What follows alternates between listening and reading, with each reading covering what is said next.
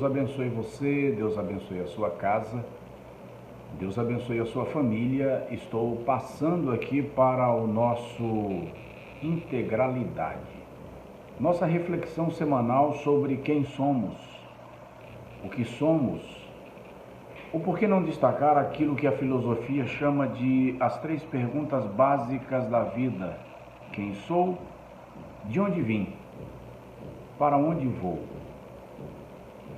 Já conversei com você sobre o que significa integralidade, que dá a ideia de completude. A expressão bíblica ou a expressão grega para o termo será teleios, que dá a ideia de harmonização. Não obstante, as pessoas, quando pensam em prosperidade, colocam um cifrão à frente.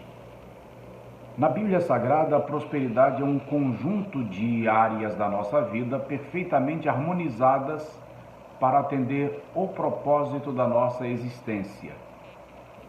Isto é integralidade. Já falei com você que nós somos criados por Deus como alma vivente.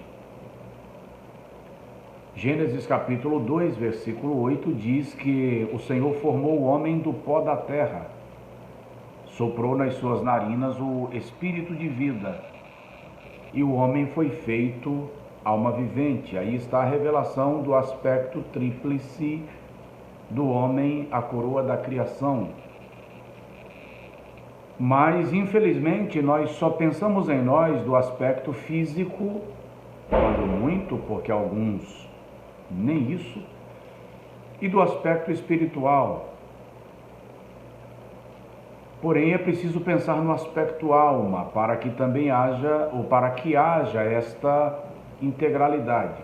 Hoje, eu quero começar falando com você de alguns aspectos da nossa existência que revelam a nossa completude, para que eu e você comecemos a ponderar alguns ajustes necessários. Um violão tem 6 cordas. Se você afinar as 5 e deixar uma desafinada, ela vai alterar o acorde, a harmonia. Então, é preciso que nós comecemos uma afinação. Isso é integralidade. Vamos falar do aspecto espiritual do homem e da mulher. O texto bíblico diz que o Senhor soprou nas narinas do homem fôlego de vida. A expressão hebraica aponta para espírito de vida, porque o homem também é um ser espiritual. Aliás, a expressão criados à imagem e semelhança de Deus aponta mais para o aspecto espiritual do que para qualquer outro aspecto. E de que maneira eu consigo alinhar o meu ser espiritual para o caminho da integralidade? Bom, se o homem é criado por Deus, um ser espiritual, a única satisfação espiritual do homem será alcançada a partir do relacionamento com Deus. A nossa relação com Deus deve ter primazia na nossa vida, a exclusividade deve ser da maior importância, da maior preocupação, do maior cuidado, do maior zelo. De que modo eu cuido da minha vida espiritual? Bom, eu me realizo espiritualmente sob alguns aspectos disciplinares. Por exemplo, oração. A oração é a via por meio da qual eu me mantenho em comunicação com Deus e, embora a nossa mentalidade religiosa nos ensinou que orar requer fechar os olhos, dobrar os joelhos e estar num ambiente especial, eu devo admitir e conversar com você que o nosso momento devocional requer esta exclusividade, esse afastamento. Mas a oração precisa ser uma experiência contínua do nosso ser.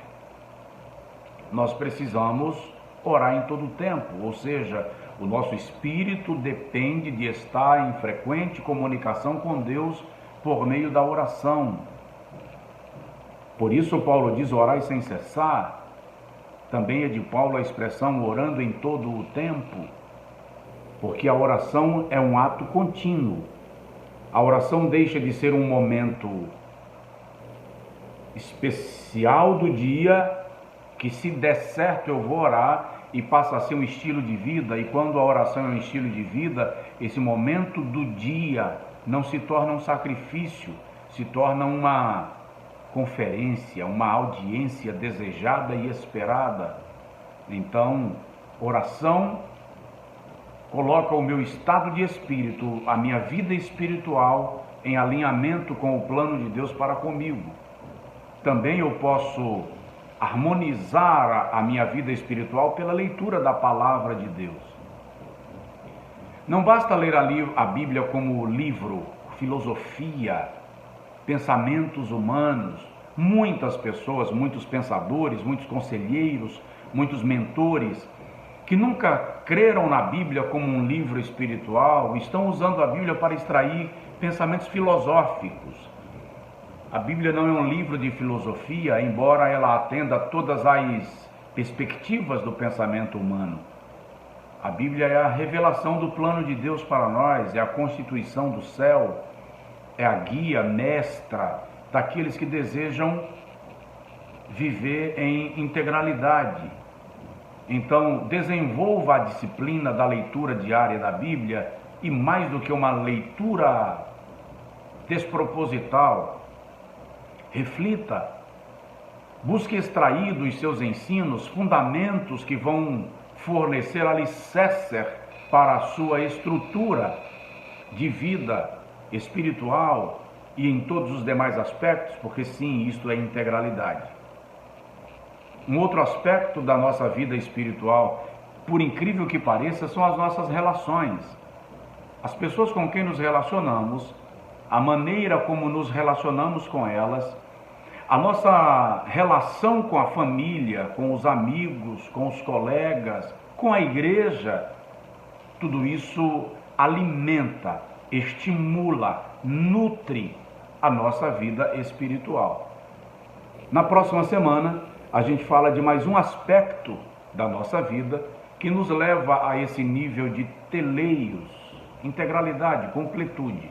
Que Deus abençoe você, fica com Deus, fica na paz.